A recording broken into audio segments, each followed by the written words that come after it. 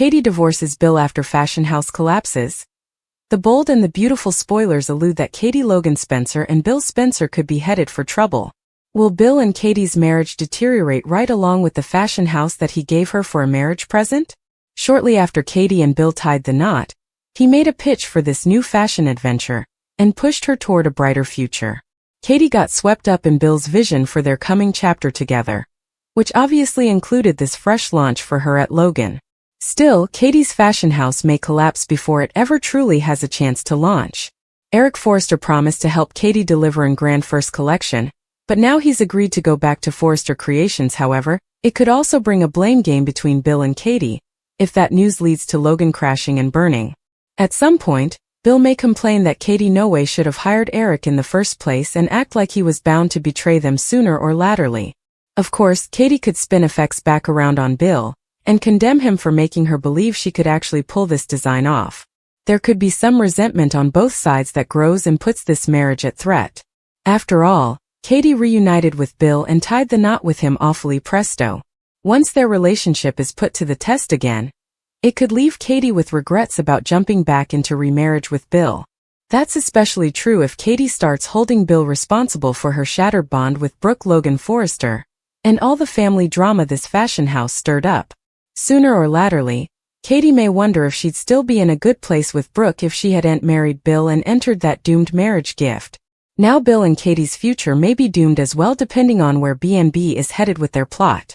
Although there's always going to be some love between Katie and Bill, that may not be enough to help their love survive. The bold and the beautiful spoilers suggest Bill and Katie have further problems ahead, so stay tuned. In the ever-churning world of the bold and the beautiful, where love stories are written in passion and cancelled in treason, the fragile remarriage of Katie Logan Spencer and Bill Spencer Jr. may be heading toward its most ruinous reckoning yet. That begins not in the bedroom, but in the boardroom. When Katie agreed to marry Bill, it felt like a full-circle moment times in the timber. After heartache, treason, illness, guardianship battles, and numerous emotional divergences, they induced themselves that maturity and time had converted their formerly poisonous dynamic into commodity stable. Bill, eager to prove he'd changed, offered Katie further than promises. He offered her a heritage. As a lavish marriage gift, he financed a brand new fashion house under the Logan name, pitching it as her chance to step out of the shadow of Brooke Logan Forrester and make commodity that was hers alone. Katie, moved by his faith in her, allowed herself to believe in the dream. For formerly, she wasn't the overlooked family or the conservative voice of reason. She was the visionary CEO of a revived Logan conglomerate. Bill painted a glowing unborn independence, power, creativity, and respect. And for a transitory moment, Katie felt impregnable. But in Los Angeles fashion, dreams are sutured with contest, and this bone began unraveling nearly incontinently. The fashion house's launch depended heavily on the prestige and experience of Eric Forrester, whose agreement to design the debut collection advanced credibility to the fledgling brand. Eric's involvement was further than strategic, it was emblematic. It suggested consanguinity between the Forresters and the Logans, an armistice after decades of romantic and commercial warfare. Yet Eric's heart has always belonged to Forrester Creations, and when he eventually chose to return home, the blow to Katie's company was disastrous. Investors shocked. Buyers dithered. Press content shifted from expectation to dubitation. Overnight, without Eric's name attached, the Logan house looked less like a bold belle époque and more like an impulsive vanity design funded by a billionaire hubby hopeless to impress his bridegroom. At first, Katie refused to see the cracks. She doubled down, averring they could pivot, novitiate-arising contrivers, and prove their worth without Forrester backing. But the pressure mounted snappily. Product attainments, budget overruns, and lukewarm trials began to mince down at her confidence. Bill, who had formerly supported every idea, started asking harder questions. Was the timeline realistic? Had she reckoned too heavily on Eric? Should they cut their losses before pouring in further capital? What began as practical concerns sluggishly took on a sharper edge. Katie heard mistrustfulness where Bill claimed there was strategy. Bill saw threat where Katie saw adaptability. The tone of their exchanges shifted, from cooperative to conservative, from probative to strained. The collapse, when it came, felt nippy and merciless. A major retail mate withdrew after negative assiduity buzz. A critical investor demanded prepayment. The debut show, meant to be a triumphant protestation, was gauged down to commodity modest and repentant. Tales circulated that the Logan house was finished before it truly began. Katie stood confidentially after the underwhelming donation, applause polite but meager, realizing the dream Bill had blessed her was dissolving in real time. And in that silence, resentment set up rich ground. Bill claimed he'd tried to advise her about leaning on Eric. He argued that she should have anticipated the Forresters guarding their own. Katie fired back that he was the bone, who rushed the timeline, who pushed for a splashy launch rather of steady growth. She indicted him of wanting a Jewel's success further than he wanted her sustainable happiness. Bill combated that he'd invested millions in unwavering support, only to watch her ignore sound business instincts. Each argument carried in turnabout. Neither dared to state directly perhaps this marriage, like the fashion house, had been rebuilt too snappily on unstable foundations. Family pressures worsened the peak. Brooke, formerly cautious of Katie's alliance with Bill, plotted not to say, "I told you so." The sisters' formerly solid bond fractured further as blame and guard strained into every discussion. Katie began to question whether marrying Bill had insulated her from her family. However, would she still be on steady ground with Brooke? Would she have avoided reigniting old battles with the Forresters? Meanwhile, Bill bristled at the recrimination that he was the root of every complication, if she hadn't accepted his extravagant marriage gift. He reminded Katie that she chose this path too, that she wanted independence, ambition, and reinvention. Their home, formerly filled with renewed passion, grew tense and quiet. Feasts turned into logistical briefings about damage control. Affection came obligatory.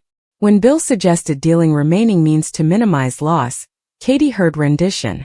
When Katie proposed reinvesting to relaunch, Bill heard denial. They began sleeping on contrary sides of the emotional peak long before anyone physically left the bedroom. What makes their unraveling particularly painful is the moping love between them. Unlike some of Bill's history loves, his connection with Katie has always carried depth and history. They partake a child, times of participated trauma, and a familiarity that's both comforting and suffocating. Yet love alone cannot abolish bitterness. Katie starts to wonder whether she married Bill out of genuine belief in change or out of nostalgia, for an interpretation of him that no way truly was. Bill, brazened with another failed cooperation, questions whether he's unnaturally unable of sustaining happiness without ultimately overpowering it. As word spreads that the Logan fashion house is shuttering operations, media enterprise intensifies. Assiduity interposers frame it as another Spencer adventure gone wrong. Critics label Katie naive. Bill's commercial rivals delight the stumble. Public scrutiny magnifies private dubieties. In a rare vulnerable moment, Katie confesses that she feels lowered. Not just professionally but tête-à-tête. The fashion house wasn't simply a business. It was proof she could stand singly. Bill's conglomerate may repel a failed adventure, but Katie's sense of tone feels less flexible. The breaking point arrives during a heated battle in which Bill, frustrated and exhausted, suggests that perhaps they both rushed into remarriage without completely reckoning with their history. The statement hangs heavy in the air. Katie hears evidence of her deepest fear that their conciliation was a beautiful vision erected on stopgap rather than metamorphosis. She still asks whether he regrets marrying her. Bill, inversely wounded, hesitates too long before answering. That pause says everything. In the days that follow, separation becomes lower a trouble and further an ineluctability. Attorneys are discreetly consulted. Living arrangements are bandied under the guise of space. Musketeers choose sides precisely. Katie reflects on the cyclical nature of her relationship with Bill. How each reunion promises elaboration, but ultimately revives old power struggles. She begins to fantasize a future not defined by Spencer plutocrat or Logan contest, but by conservative tone reliance. Bill, watching her pull down, realizes that the grand gestures he relies on cannot repair emotional fractures. Whether divorce papers are eventually inked remains uncertain. This is, after all, the bold and the beautiful, where rapprochements can be as dramatic as bifurcations. But the collapse of the fashion house has incontrovertibly exposed the fragile scaffolding beneath Katie and Bill's marriage.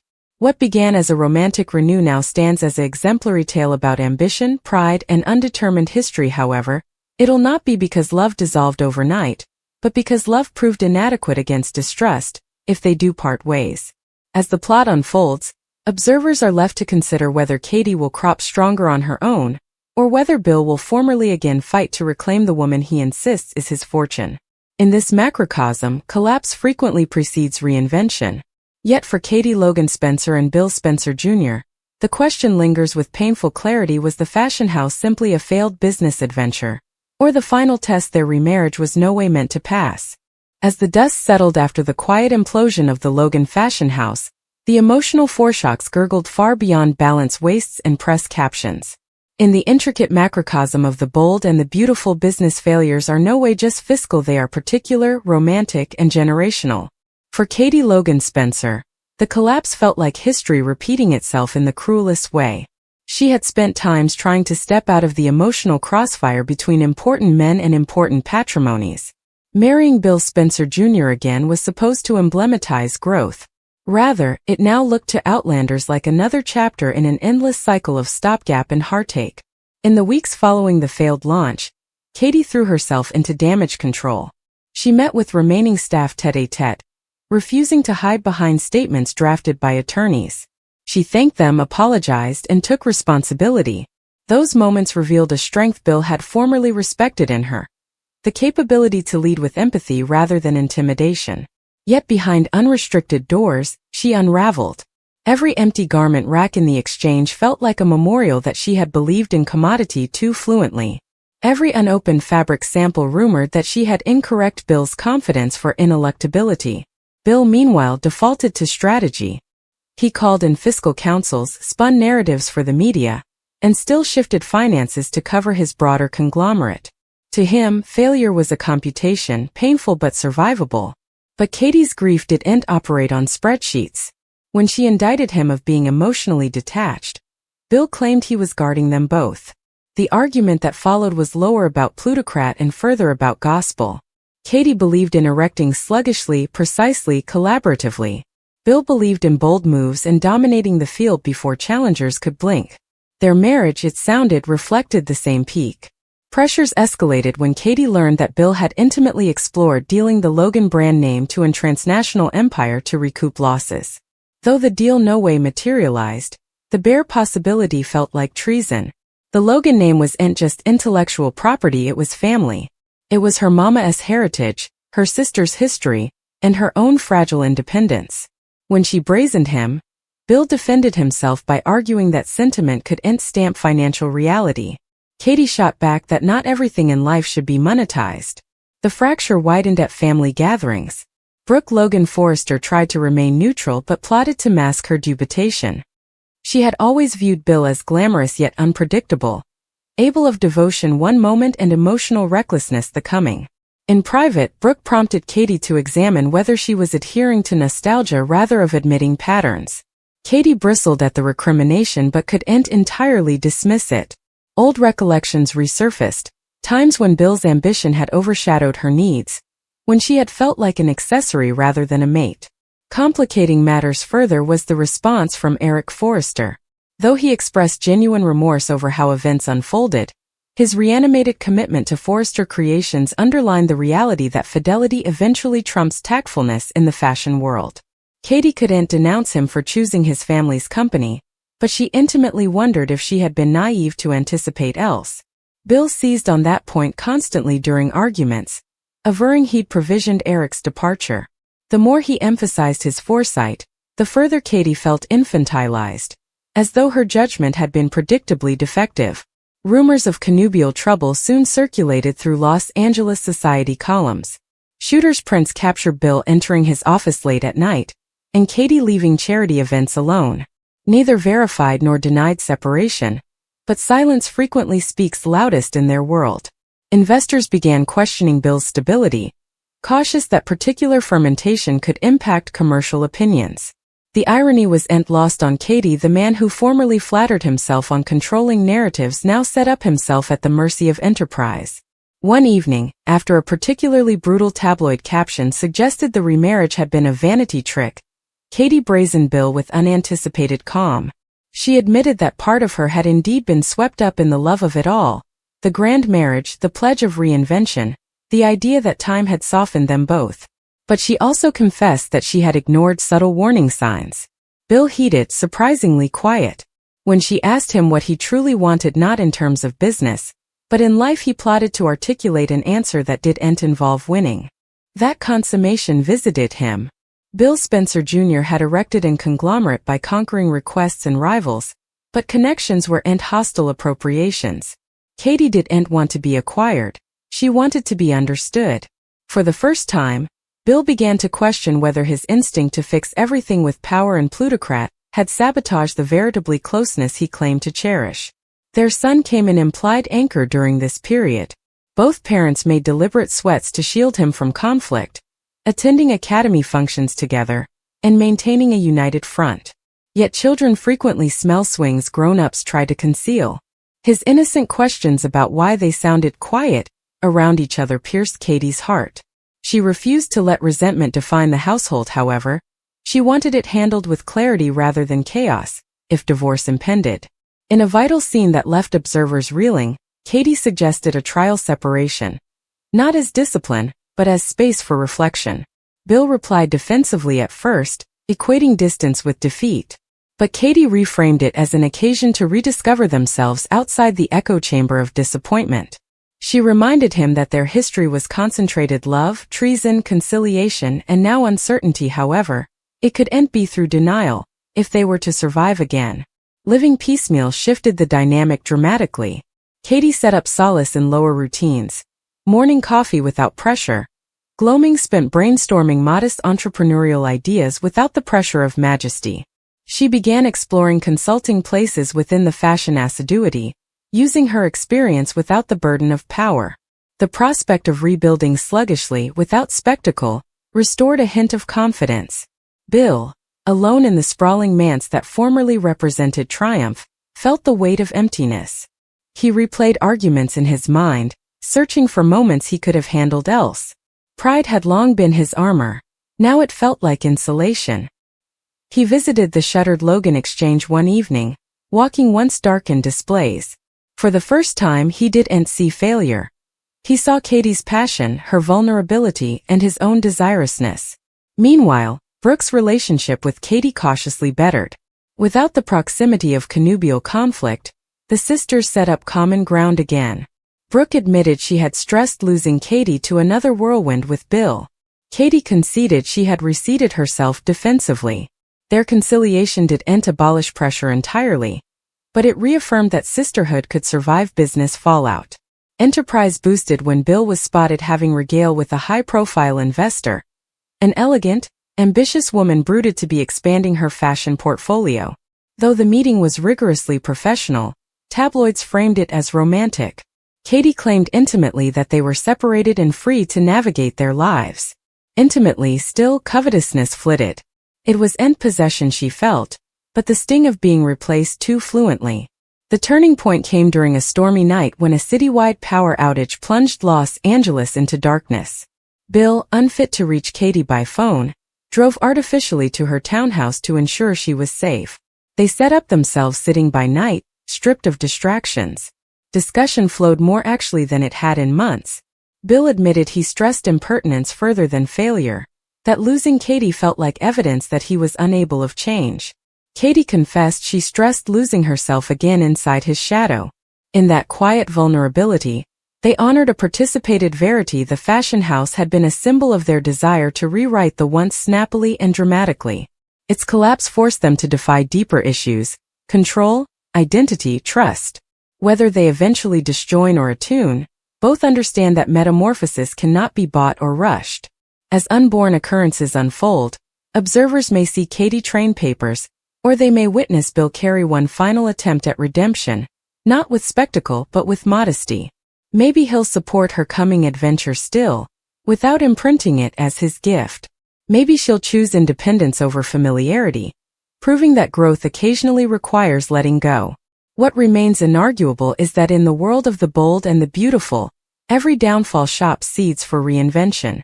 The Logan fashion house may have shuttered its doors, But Katie's trip toward tone description is far from over. And Bill, for all his bravado, stands at a crossroads between repeating history and rewriting it. Still, it'll not be a fiery explosion but a slow acknowledgement that love cannot thrive where respect falters. If divorce comes, however, it'll demand tolerance neither has learned ahead, if conciliation comes.